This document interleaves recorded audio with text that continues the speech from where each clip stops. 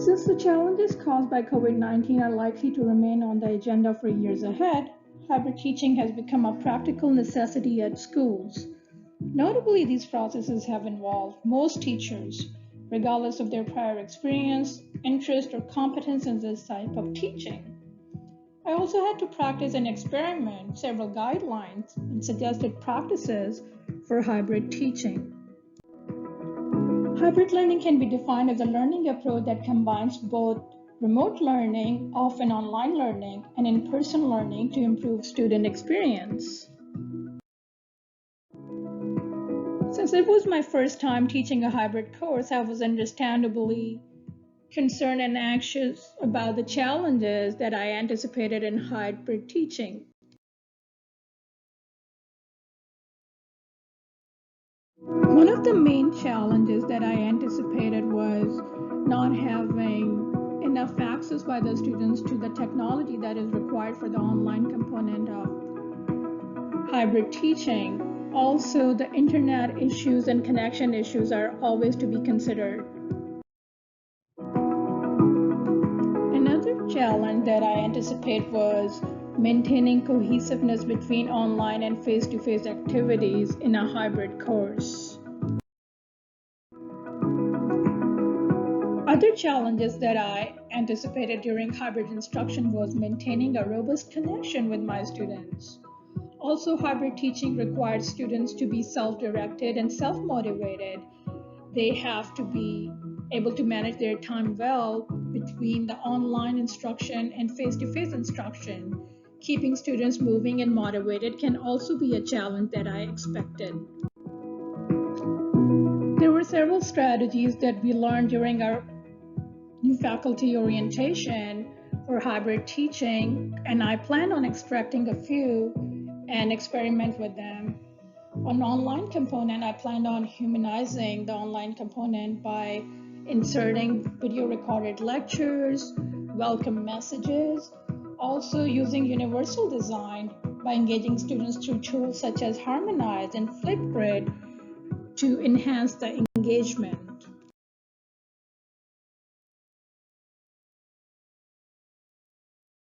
In addition to providing recorded lectures, I also utilized a welcome message during the beginning of the course where I shared myself with my students in a way I was comfortable with while maintaining my own personal boundaries. I shared with my class some things that I found stressful about the current situation of the pandemic and the ways I had coped.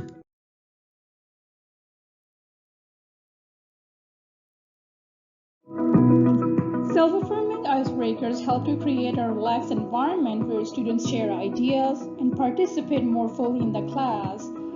Icebreakers also encourage students to share ownership for their learning environment and then build rapport among other students. I was very excited to implement the 3 stories of the name icebreakers that we had utilized at our new faculty orientation. I implemented it and combined it with the Flipgrid application. I would like to share an example of one of my students to show you the outcomes. I did have my students' permission to share this.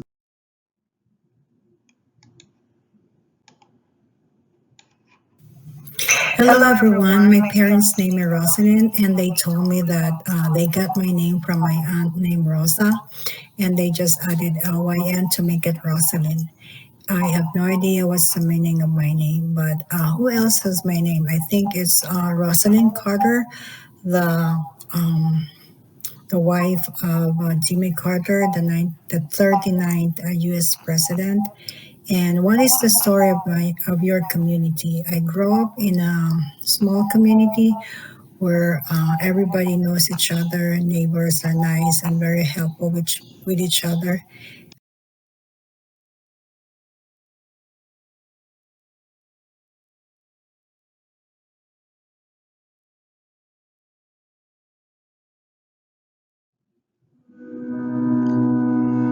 Keeping universal design in mind, I also incorporated the application of Harmonize in addition to Flipgrid. This allowed my students not to express themselves through text in their discussions, where they were able to use graphics, audios, and videos for their assignments and responses.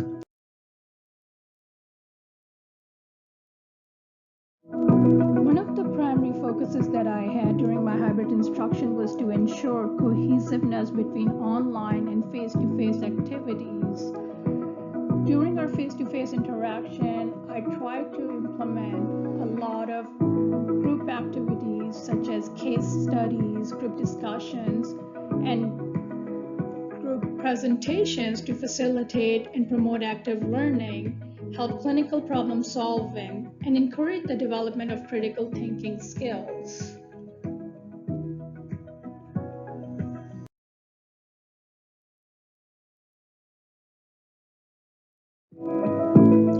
All those group activities and flipped classroom activities not only allow me to incorporate integrated approach of instruction, but it also allowed students to participate in team-based learning, problem-based learning, and collaborative work, the skills that are of utmost importance for nursing students.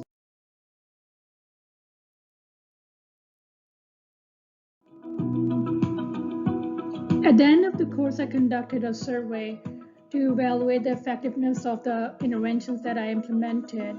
I wanted to see if the students felt they had enough support with the technology that was an essential component of the hybrid learning. I also wanted to see if students were able to balance their time between online learning and face-to-face learning.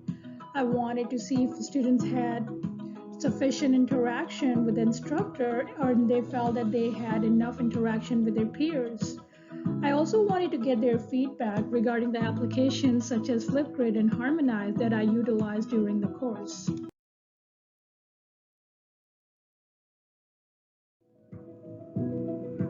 Close to 78% of the students suggested that they felt comfortable with the technology that was required on the hybrid course, even though almost 22% of the students stated that they worried and they struggled with the technology.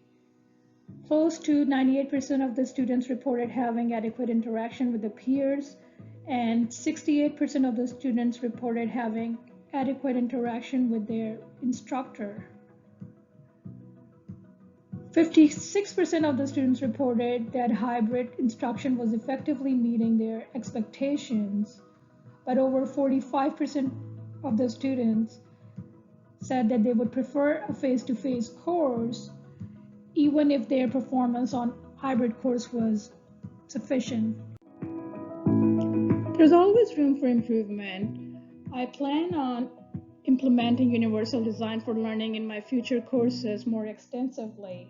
I noticed that the video assignments prompted more students to post responses in form of videos and audios. If I had the first discussion post as a video message, students showed more engagement in assignments if my personal presence was incorporated. And I plan on utilizing a personal message or a first video response in all of my Flipgrid and Harmonized discussion posts. I also realized that I need to conduct an entry survey in addition to an exit survey to have baseline feedback from the students so I can compare it with my exit survey at the end of the course and get a better evaluation for the interventions that I implemented. All in all, this hybrid course was a great experience for myself and my students.